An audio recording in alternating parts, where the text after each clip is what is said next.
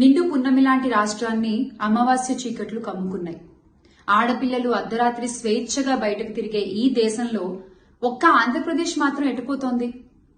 ఓట్ల కోసం గ్యారంటీలతో ప్రజల్ని బురుడి కొట్టించి అధికారంలోకి వచ్చిన ఈ కూటమి పాలనలో పసిబిడ్డలు సైతం జంకుతున్నారు. పొద్దుకు 10 సార్లు పొంగనాలు కొట్టే పోసెట్టి పుంగనూరు ఘటనపై ఏమంటావు చెప్పు. అన్నయ్య అన్నావంటే ఎదురవనా అంటూ ప్రచారాల సమయంలో సినిమా డైలాగులు కొట్టి అధికారంలోకి వచ్చిన ఇప్పటి నాయకులు జరుగుతున్న అఘాయిత్యాలపై, అత్యాచారాలపై నోరు మెదపరేం సామి.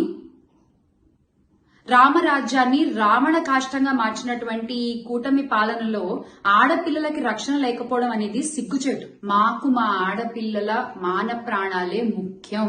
బాబుగారు, మీ సొంత జిల్లాలో ఇంత జరిగితే, ఇంత ఘోరం జరిగితే, ఇంత అఘాయిత్యం జరిగితే మీకేం అనిపించట్లేదా అండి? బాబొస్తే అదొస్తుంది, బాబొస్తే ఇదొస్తుంది, ఇవన్నీ దేవుడెరుగు. ప్రాణాలు పోతున్నాయి సార్ మీరు వచ్చాక.